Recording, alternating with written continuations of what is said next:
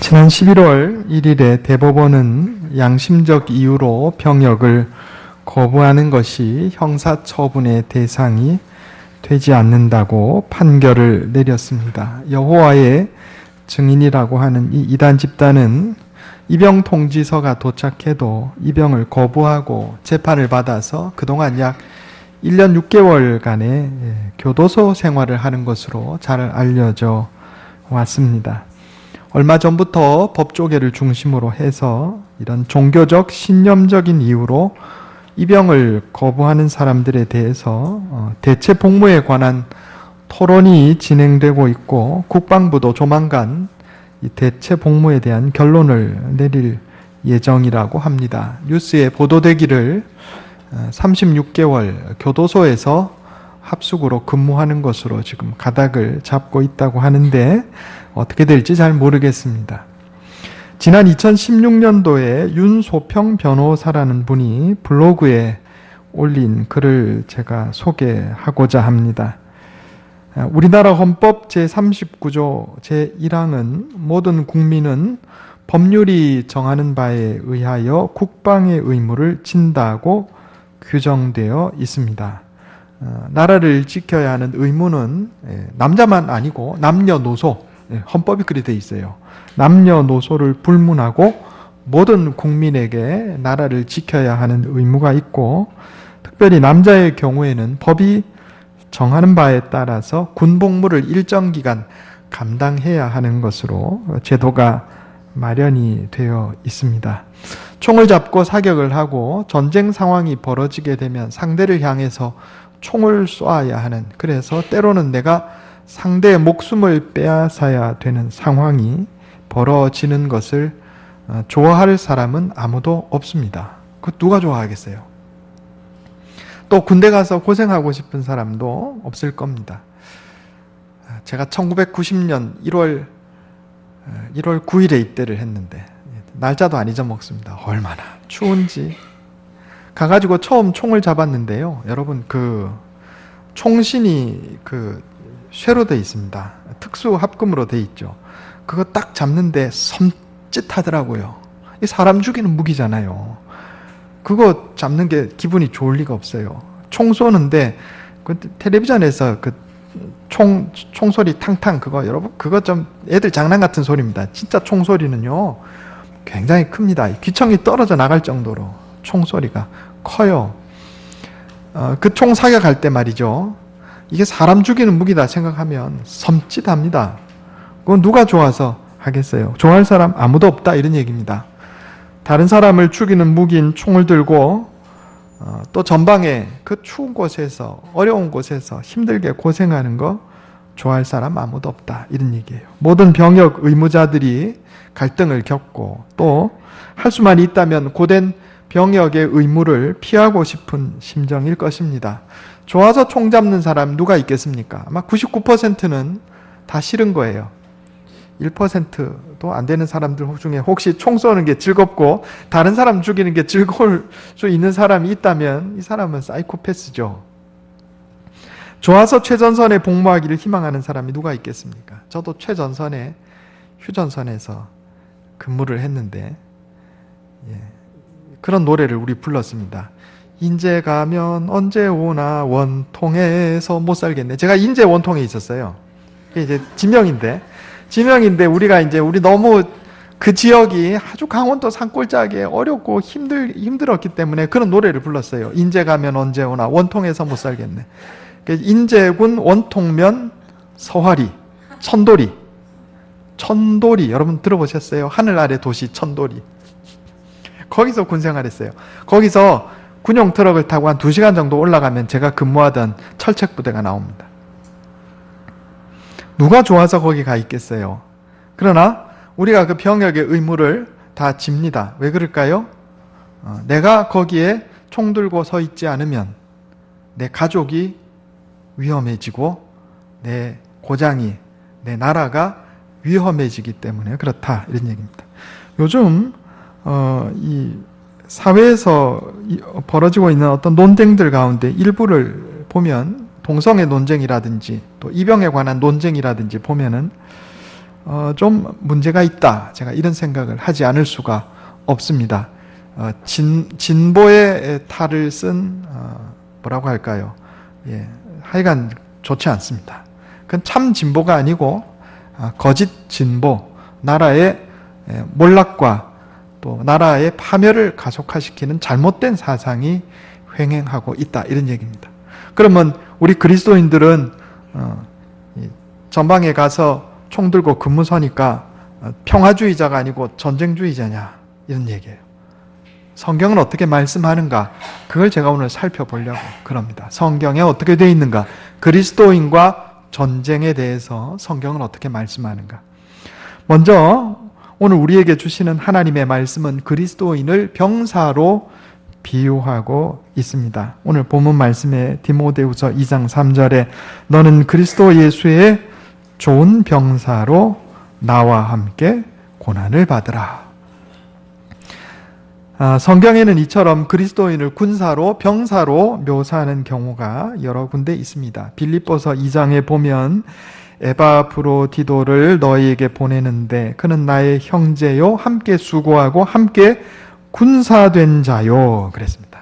또 빌레몬서 1장 2절에 보면 바울과 및 형제 디모데는 우리와 함께 병사된 아키뽀와 내 집에 있는 교회에 편지하노니, 그랬습니다. 물론 여기서 말하는 병사는 총칼을 든 병사를 의미하는 것은 아니죠. 그러나 적어도 성경에서 군사와 병사에 관한 비유를 부정적으로 사용하는 것은 아니다 하는 것을 알 수가 있습니다.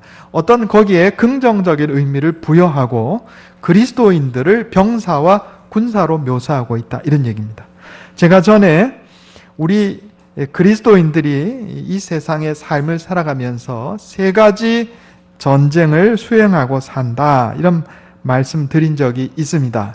여러분 기억하세요. 그리스도인들이 살아가면서 수행하는 세 가지 전쟁. 첫째는 영적 전쟁, 둘째는 사상 전쟁, 셋째는 생활 전쟁. 자, 이것은 우리가 이 땅에서 살아가면서 천국 시민으로서 그리스도의 군사로서 수행해 나가야 하는 전쟁입니다. 첫째로 영적 전쟁이 무엇인가? 따라해 보겠습니다. 영적 전쟁. 이것은 복음을 전하고 기도로서 사탄의 세력과 대적하는 겁니다. 야고보 4장 7절에 보면 너희는 마귀를 대적하라, 이렇게 돼 있어요. 마귀를 대적하라. 또 에베소서 6장에 보면 우리의 씨름은, 우리의 싸움은 혈과 육, 눈에 보이는 혈과 육, 사람을 상대하는 것이 아니고 통치자들과 권세들과 이 어둠의 세상 주관자들과 하늘에 있는 악의 영들을 상대함이라 그랬어요. 우리 그리스도인들은 하나님의 백성으로 그리스도의 군사로 살면서 이 땅에 있는 영적인 세력과 언제나 전쟁 중에 있다는 것을 잊지 말아야 합니다. 눈에 보이는 세상만 있는 게 아니고 눈에 보이지 않는 세상이 있어요. 이것을 잊어버리면 안 돼요. 예. 항상 우리가 세상의 삶을 살아갈 때도 이면의 세계에 대한 이면의 세계에 대한 감각을 유지해야 된다, 이런 얘기입니다. 어떤 일이 일어났을 때 눈에 보이는 껍데기만 자꾸 생각하지 말고 저 이면에 어떤 영적인 사건들이 일어나고 있는가, 요거를 우리가 파악할 수 있도록 훈련이 돼 있어야 한다, 이런 얘기입니다. 그러므로 우리 그리스도인들은 하나님께 나와 예배드리고 말씀을 배우고 기도하는 이러한 과정들을 통해서 세상에 나가서 그리스도의 이름으로 살아가면서 영적인 전쟁을 수행하고 사는 겁니다. 두 번째는 사상 전쟁입니다. 따라해 보겠습니다. 사상 전쟁.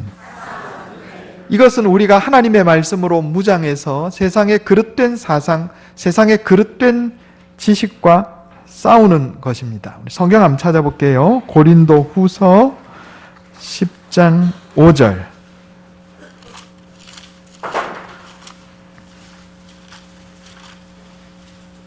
(296페이지입니다) 고린도 후서 10장 4절 5절. 신약성경 296페이지입니다. 고린도후서 10장 4절 5절.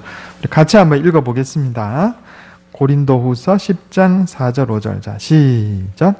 우리의 싸우는 무기는 육신에 속한 것이 아니요 오직 어떤 견고한 진도 무너뜨리는 하나님의 능력이라. 모든 이론을 무너뜨리며 하나님 아는 것을 대적하여 높아진 것을 다 무너뜨리고 모든 생각을 사로잡아 그리스도에게 복종하게 하니. 아멘. 이게 사상 전쟁이에요. 골로새서 2장 8절에 보면 누가 철학과 헛된 속임수로 너희를 사로잡을까 주의하라.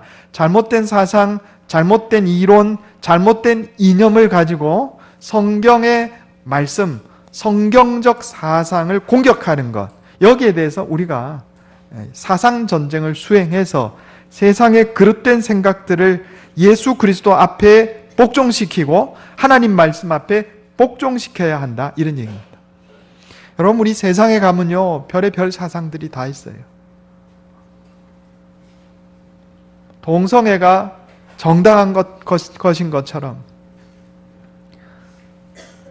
무슨 입양을 거부하는 것이 무슨 평화주의자의 무슨 의무인 것처럼, 여러분, 이런 잘못된 사상들이 횡행하고 있어요. 좋지 않습니다.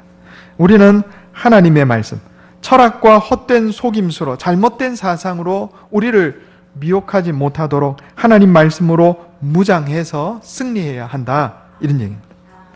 세 번째는 생활전쟁입니다. 따라해 보겠습니다. 생활전쟁. 이것은 선한 행실로 하나님께 영광을 돌리며 세상에 빛을 비추고 소금의 역할을 감당하는 겁니다. 마태복음 5장에 보면 이같이 너희 빛이 사람 앞에 비치게 하여 그들로 너희 착한 행실을 보고 하늘에 계신 너희 아버지께 영광을 돌리게 하라 그랬어요. 자, 우리가 착하게 살면 누가 영광 받아요? 하나님. 자, 우리가 착하게 살면 내가 영광 받는 게 아니에요. 내가 착하게 살면 하나님이 영광 받으세요. 베드로전서 2장 12절에도 이방인 중에서 행실을 선하게 가져 너희를 악행한다고 비방하는 자들로 하여금 너희 선한 일을 보고 오시는 날에 하나님께 영광을 돌리게 하려 함이라 그랬어요. 우리가 선을 행하면 누가 영광 받아요? 하나님. 자, 반대로 우리가 악하게 살면 누가 모욕받아요? 하나님. 그리스도인들은요 착하게 살아야 돼요. 내가 영광 받으려고 착하게 사는 게 아니고 하나님이 영광 받으시게 하려면 내가 착하게 살아야 돼요. 내가 악하게 살면, 못되게 살면 하나님이 모욕받으세요. 그러므로 착하게 사는 것은 그리스도인의 의무입니다. 하나님께 영광 돌리는 것이 우리의 의무란 말입니다. 그러므로 당연히 그리스도인들이 선하고 바르게 사는 것이 하나님께 영광 돌리는 것이므로 선하고 바르게 사는 것이 그리스도인의 의무입니다. 때로 내게 손해가 있어도 정직하게 살아야 합니다. 때로 내게 어려움이 있어도 바르게 살아야 합니다. 십계명을 지키고 살아야 돼요.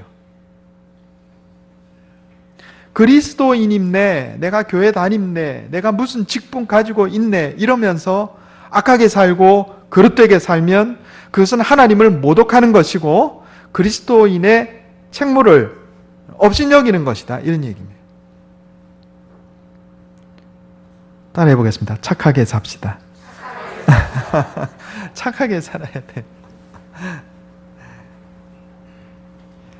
그러므로 그리스도인들은 인생을 살면서 영적 전쟁, 사상 전쟁, 생활 전쟁을 수행하는 것입니다. 그런데 오늘 우리가 집중적으로 살펴보고자 하는 것은, 자, 이런 그리스도인의 인생에 있어서의 개인적인 전쟁 외에도 세상의 전쟁에 대해서 우리가 어떻게 대처해야 하는가. 이 세상에 끊임없이 전쟁이 벌어지고 있습니다. 그렇죠? 우리가 북한과 한 70여 년 전에 북한과 전쟁을 했습니다. 전쟁이 있어요. 또 외적의 침입을 받은 역사들이 있습니다. 이런 끊임없이 일어나는 현실의 전쟁을 우리가 어떻게 보아야 하고 그리스도인들이 어떻게 대처해야 하는가. 자, 이 질문에 대답하기 위해서 먼저 이 세상에 존재하는 전쟁을 구분할 줄 알아야 합니다. 제가 오늘 세 가지로 구분을 했어요. 첫째는 거룩한 전쟁, 두 번째는 정당한 전쟁, 세 번째는 침략 전쟁. 전쟁을 이렇게 세 가지로 나눌 수가 있습니다. 첫째, 거룩한 전쟁이 있어요. 따라해 보겠습니다. 거룩한 전쟁. 한문으로 하면 성전. 성전. 우리 주보에 전자 한문이 잘못됐어요. 전쟁할 때 전자입니다. 성전. 영어로 하면 Holy War. 이것은 하나님의 뜻에 의해서 수행되는 전쟁을 의미합니다. 이 거룩한 전쟁은 성경에서 하나님께서 이스라엘 백성들에게 명령하셨던 가나안 정복 전쟁과 같은 것을 우리가 성전, 거룩한 전쟁, 홀리 워 이렇게 부르는 겁니다. 우리가 오해하지 말아야 할 것이 있는데 하나님께서 이스라엘 백성들에게 가나안 정복 전쟁을 지시하셨다고 해서 하나님을 이스라엘을 편애하신 것이냐? 아니에요. 절대로 그렇지 않습니다. 성경을 한번 찾아보겠습니다. 창세기 15장 13절.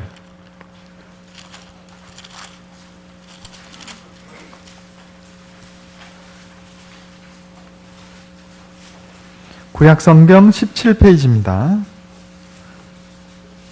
창세기 15장 13절부터 16절까지 제가 읽겠습니다. 눈으로 한번 따라 읽어 주시기 바랍니다. 창세기 15장 13절에서 16절. 여호와께서 아브라함에게 이르시되, 아브라함은 아브라함의 과거 이름입니다. 이름 바뀌기 전에. 여호와께서 아브라함에게 이르시되 너는 반드시 알라. 내 자손이 이방에서 객이 되어 그들을 섬기겠고, 자, 이집트에 노예 생활할 거라, 이런 얘기입니다. 그들은 400년 동안 내 자손을 괴롭히리니. 정확하게 430년 동안 이집트에서 살았는데 30년은 요셉하고 같이 있었기 때문에 고생 안 했어요. 30년이 지난 후부터 400년간 노예살이 했어요. 그들이 섬기는 나라를 내가 징벌할지며 그 후에 내 자손이 큰 재물을 이끌고 나오리라. 너는 장수하다가 평안히 조상에게로 돌아가 장사될 것이요. 16절 같이 읽겠습니다. 내 자손은 4대 만에 이 땅으로 돌아오리니 이는 아모리 족속의 죄악이 아직 가득 차지 아니함이니라 하시더니. 아멘. 하나님께서 이스라엘 백성들, 이집트에서 노예살이하던 이스라엘 백성들을 가나안 땅으로 들이실 때 두 가지 목적을 이루신 거예요. 하나는 아브라함에게 주셨던 땅의 약속을 이루신 것이고, 또 하나는 가나안 민족들의 죄가 가득 차서 심판하실 때가 됐기 때문에 가나안 민족을 심판하는 목적을 이루신 거예요. 그러니까 가나안 민족들이 죄가 없는데 이스라엘 백성들을 편애하셔서 그들에게 가나안 땅 주신 게 아니고, 이스라엘에게는 아브라함에게 주신 약속을 지키시고, 가나안 민족들은 그때가 돼서 죄가 가득 차서 하나님이 소돔과 고모라를 심판하신 것처럼 심판하실 때가 돼서 이스라엘을 보내셨다, 이런 얘기입니다. 그래서 이스라엘의 가나안 정복을 우리가 거룩한 전쟁, 성전, 홀리워라고 이렇게 말할 수가 있겠습니다. 이런 종류의 성전이라면 하나님의 백성들이 적극적으로 참여하는 것이 당연합니다. 그러나 역사를 살펴보면 사람들은 자신의 탐욕을 채우기 위해서 침략 전쟁을 일으키고서는 이것을 신의 뜻을 이루기 위한 성전으로 포장한 경우가 많았습니다. 중세 십자군 전쟁의 상당 부분이 그랬고, 또 근세 서구 제국주의 열강들의 세계 침략이 그랬습니다. 성전으로 포장해서 자신은 침략 전쟁을 수행한 것이다, 이런 얘기입니다. 오늘날 극단주의 이슬람 세력이 민간인을 무차별적으로 살상하는 테러를 저지르면서 이것을 신의 뜻을 이행하는 성전으로, 홀리워로 선전하고 있다, 이런 얘기입니다. 이거 다 거짓말입니다. 오늘날 세상에 성전, 거룩한 전쟁이라고 이름 붙일 만한 전쟁은 없다고 봐야 돼요. 없습니다. 그냥 없다고 보시면 된다, 이런 얘기입니다. 두 번째로 정당한 전쟁이 있습니다. 따라해 보겠습니다. 정당한 전쟁. 정당 전쟁. Just war. 이거 특별한 용어들이 이렇게 있는 거예요. 뭐냐? 정당한 전쟁이 있는데 이건 무엇인가?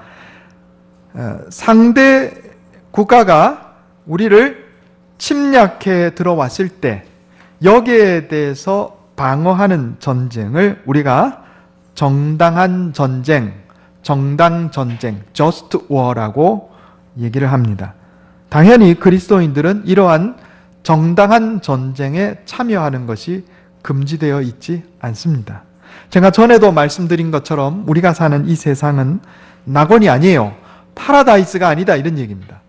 온갖 죄악과 비참함이 존재하는 곳이 바로 이 세상입니다. 우리가 인생을 살면서 선과 악 둘 중에 하나 선택할 수 있는 상황만 있으면 얼마나 좋겠어요. 그렇죠?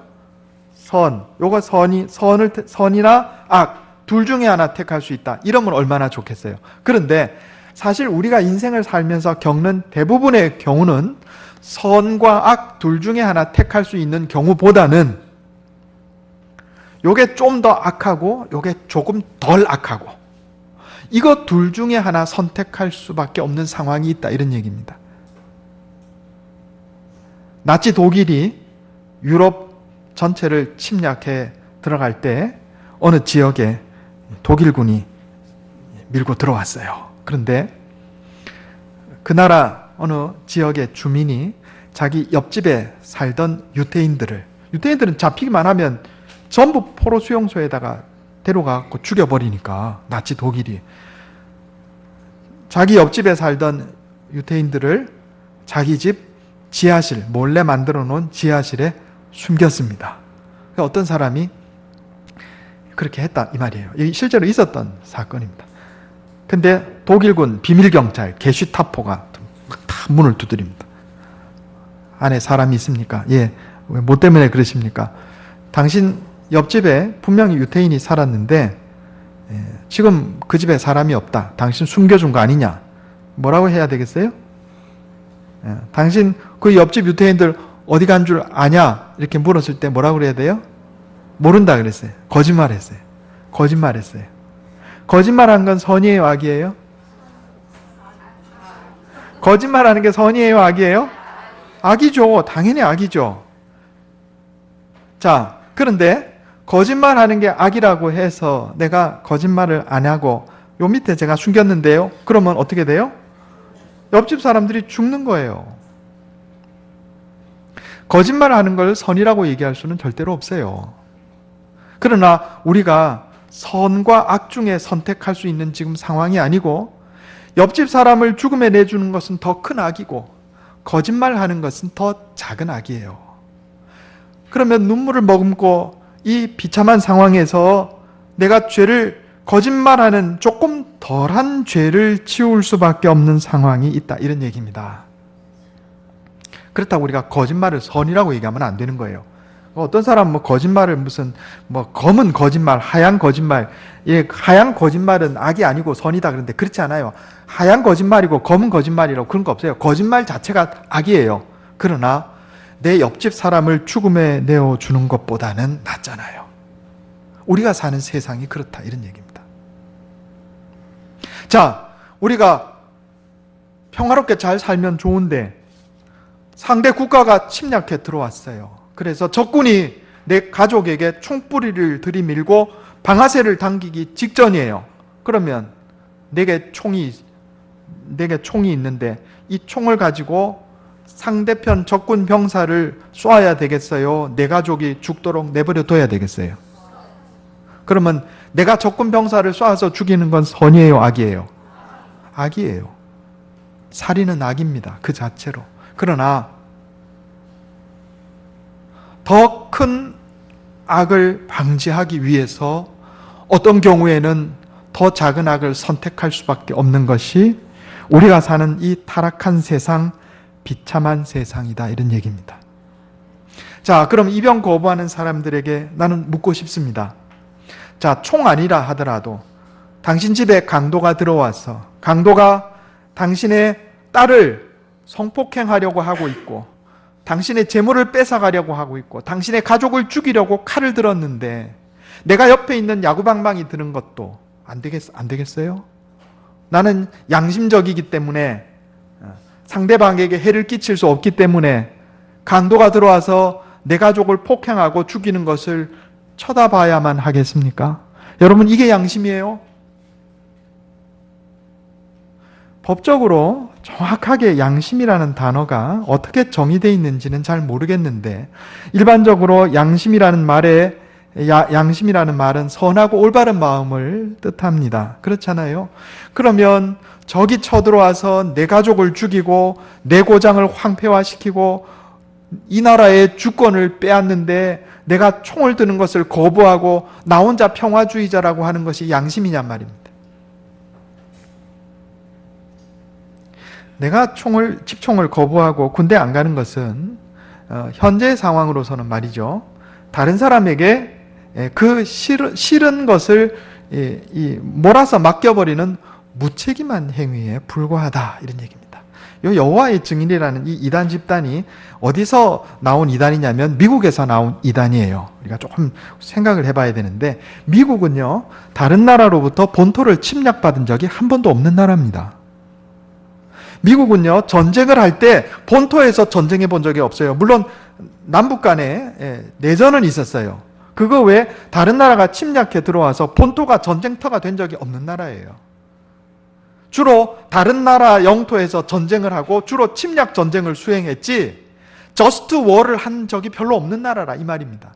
그러니까 그 나라에서는 그야말로 총을 드는 것을 거부하고 입대하는 것을 거부하는 것이 평화주의자라 한다면 어느 정도 신빙성이 있는 말이에요. 그런데 우리나라는 수천 년간 침략을 당한 나라입니다. 수없이 침략을 당한 나라예요. 제가 어떤 글에 보니까 2년마다 한 번씩 침략당했다더라고요. 어떤 경우에. 그만큼 우리가 외침을 많이 당했어요. 물론 큰 전쟁, 작은 전쟁 다 합쳐서 그렇다, 이런 얘기입니다. 이런 경우에 여러분, 침략을 받아서 저스트 워, 정당한 전쟁을 수행해야 하는 상황에서 나만 홀로 총들기를 거부하는 게 그게 양심입니까? 그게 어떻게 양심이에요? 무책임한 거지. 제가 여당 지지자도 아니고 야당 지지자도 아닙니다. 저는 예수당입니다. 예수당. 그러나 우리가 이건 확실하게 알아야 되겠어요. 전쟁의 상황이라 할지라도 사람을 죽이는 것이 죄인 것이 분명합니다. 그래서 다윗은요, 수많은 전쟁을 수행해서 사람을 죽였잖아요. 그런데 그 다윗이 예루살렘 성전을 지으려고 하니까 하나님이 너 안 된다 이랬어요. 역대상 22장에 보면 너는 피를 심히 많이 흘렸고 크게 전쟁하였느니라. 너가 내 앞에서 땅에 피를 많이 흘렸은즉 내 이름을 위하여 성전을 건축하지 못하리라. 비록 다윗이 수행한 전쟁들이 정당한 전쟁이었다 할지라도 그 피 흘린 손으로 내 성전은 못 짓는다, 하나님이 그러셨다고요. 피 흘리는 것, 다른 사람의 생명을 빼앗는 것 자체는 죄다, 이런 얘기입니다. 그게 선하다 이렇게 말할 수 없다, 이런 얘기입니다. 그러나 우리가 사는 이 세상은 파라다이스가 아니에요. 낙원이 아니기 때문에 상대가 침략해 들어올 때 우리는 정당 전쟁을 수행할 수밖에 없습니다. 이것이 최선은 아닐지라도 차선은 되는 것이고, 최악을 피하기 위해서 차악을 선택할 수밖에 없는 상황도 있다, 이런 얘기입니다. 세 번째는 침략 전쟁입니다. 따라해 보겠습니다. 침략 전쟁. 영어로 하면 aggressive war 이렇게 얘기하고, 또는 illegal war 이렇게 얘기합니다. 불법한 전쟁이다, 이런 얘기입니다. 침략 전쟁은 정당화될 수 없는 전쟁, 불법한 전쟁, 불의한 전쟁입니다. 과거 서구 열강들이 자신들의 탐욕을 채우기 위해서 세계를 정복하고 제국을 세웠던 역사가 있습니다. 100여 년 전에 일본 제국주의가 이 땅에 침략해 들어와서 우리의 주권을 빼앗고 사람들을 전쟁으로 굶주림으로 비참한 신세로 내몰았습니다. 이게 침략 전쟁이에요. 이러한 침략 전쟁은, 그리스도인들은 이러한 침략 전쟁에 참여해서는 안 됩니다. 이건 거절해야 돼요. 거부해야 한다, 이런 얘기입니다. 만약에 일본 제국주의가 우리 나라를 침공에 들어왔을 때 일본의 젊은이들 중에 어떤 사람이 나는 침략 전쟁을 거부합니다 하고 입영을 거부했다면 그 사람은 평화주의자가 될 수 있어요. 그건 가능하다, 이런 얘기입니다. 만약에 우리 대한민국이 다른 나라를 불법적으로 침략해 들어간다면, 만약에 그런 전쟁을 일으킨다면 우리 그리스도인들은 이병 거부해야 됩니다.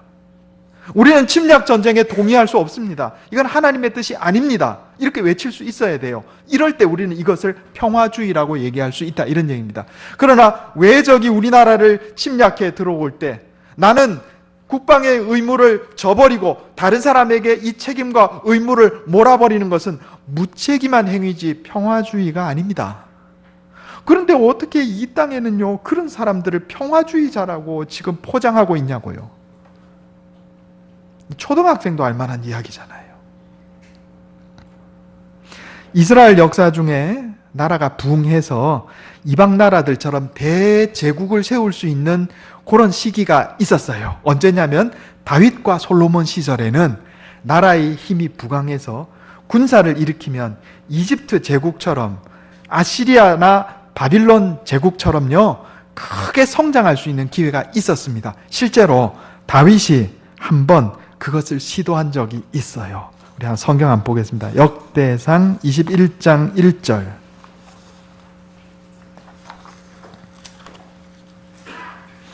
(641페이지입니다) 구약성경 641페이지. 역대상 21장 1절. 제가 읽겠습니다. 눈으로 한번 따라 읽어주시기 바랍니다. 역대상 21장 1절. 사탄이 일어나 이스라엘을 대적하고 다윗을 충동하여 이스라엘을 계수하게 하니라. 다윗이 요압과 백성의 지도자들에게 이르되 너희는 가서 브엘세바에서부터 단까지 이스라엘을 계수하고 돌아와 내게 보고하여 그 수효를 알게 하라 하니. 7절에 보면 하나님이 이 일을 악하게 여기사 이스라엘을 치심해 다윗이 하나님께 아뢰되 내가 이 일을 행함으로 큰 죄를 범하였나이다. 이제 간구하옵나니 종의 죄를 용서하여 주옵소서. 내가 심히 미련하게 행하였나이다 하니라. 아멘. 성경에 보면 인구조사한 기록들이 나오는데 어떤 인구조사에는 하나님이 아무 말씀 안 하시고 어떤 인구조사에는 하나님이 진노하셨어요. 뭐가 다른가? 다윗의 치세 초기에 있었던 인구조사는 그야말로 인구가 얼마나 되는가 살펴보기 위한 인구조사였고, 여기 역대상 21장에 나오는 인구조사는 군사를 모집하기 위한 인구조사였다, 이런 얘기입니다. 나라가 좀 부강하고 좀 힘이 생겼다 이 말이에요. 군사로 징집할 수 있는 병사 수도 되고 재물도 있고 하니까 군사를 일으켜서 주변을 한번 휩쓸어서 이스라엘 제국, 다윗 제국을 한번 세워봐야 되겠다. 지금 이런 생각이 다윗에게 든 거예요. 하나님께서 여기에 진노하셨어요. 출애굽기 19장에 보면 하나님께서 이스라엘과 언약을 맺으시면서 너희는 모든 민족 중에서 내 소유가 되겠고 너희가 내게 대하여 제사장 나라가 되며 거룩한 백성이 되리라 그랬어요. 제사장이 뭐 하는 사람이에요? 하나님과 세상을 중보하는 사람이에요. 하나님은 하나님의 백성 이스라엘이 하나님과 세상을 중보하는 제사장 나라, 세상을 위해서 하나님께 기도드리고 하나님의 말씀을 세상에 전하는 거룩한 나라가 되기를 원하신 것이지, 힘이 좀 생겼다고 군대를 일으켜서 주변 나라들을 힘으로 정복하는 제국이 되기를 원하신 게 아니다, 이런 얘기입니다. 그러므로 하나님은 제국주의가 하나님의 뜻이 아니에요. 침략 전쟁은 하나님의 뜻에 정면으로 반하는 행위입니다. 그러므로 이 땅에 있는 전쟁 세 가지, 거룩한 전쟁, 우리가 거룩한 전쟁을 수행해야 하지만 이 땅에 더 이상의 거룩한 전쟁은 없다, 이런 얘기입니다. 둘째로 정당한 전쟁, 이거는 우리가 할 수 있어요. 침략자들에 맞서서 국방의 의무를 지는 것이 정당하다. 그것이 선은 아닐지라도 더 큰 악과 더 작은 악 중에 더 작은 악을 선택하는 것이 될 수 있다, 이런 얘기입니다. 우리 그리스도인들은 정당한 전쟁을 수행할 수 있어요. 침략 전쟁에 대해서 총을 들 수 있다 이 말입니다. 그러나 침략 전쟁은 동의할 수 없습니다. 만약에 이 나라가 불법하게 외국을 침략한다 할 때 우리 그리스도인들은 입영을 거부하고 여기에 대해서 반대할 수밖에 없는 거예요. 불신 세상은 여러 가지 사상과 여러 가지 방법으로 진리의 말씀을 흐리고 성도들로 하여금 혼란에 빠지게 만듭니다. 그들의 주장은 언뜻 보기에 합리적이고 매력적으로 보일지 몰라도 그 안에 치명적인 문제를 가지고 있습니다. 동성애의 문제가 그렇고 입영 거부의 문제가 그렇습니다. 그들은 자신들의 주장을 진보로 포장할지 모르지만 그것은 거짓 진보요 타락이며 몰락에 불과하다 하는 것을 우리가 하나님의 말씀으로 판단할 수가 있습니다. 우리는 근신하며 깨어 있어서 세상을 향해서 영적 전쟁, 사상 전쟁, 생활 전쟁을 수행하고 철학과 헛된 속임수로 우리를 미혹하려고 하는 세상의 사상에 대해서 하나님의 말씀으로 승리해야 할 것입니다. 우리 그리스도인들은 천국 시민임과 동시에 이 땅에서도 한시적으로 살아가는 존재입니다. 그러므로 이 땅의 시민으로 살아가는 동안 내게 주어진 책임을 다해야 하는 것입니다.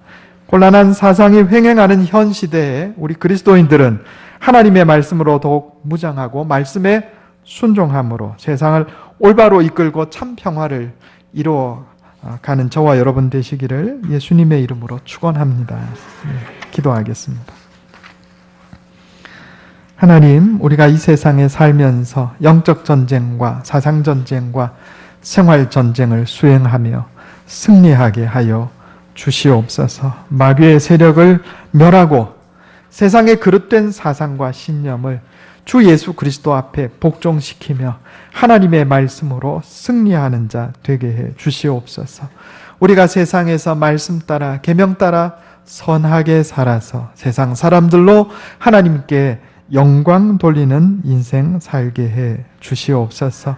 하나님, 험악한 이 세상, 타락한 이 세상에서 살면서 때때로 우리가 최악을 피하기 위해서 덜한 악을 선택할 때가 있음을 주님 앞에 고백합니다. 주님, 우리의 죄를 용서하여 주시고 우리를 이 비참함에서 건져내어 주시옵소서.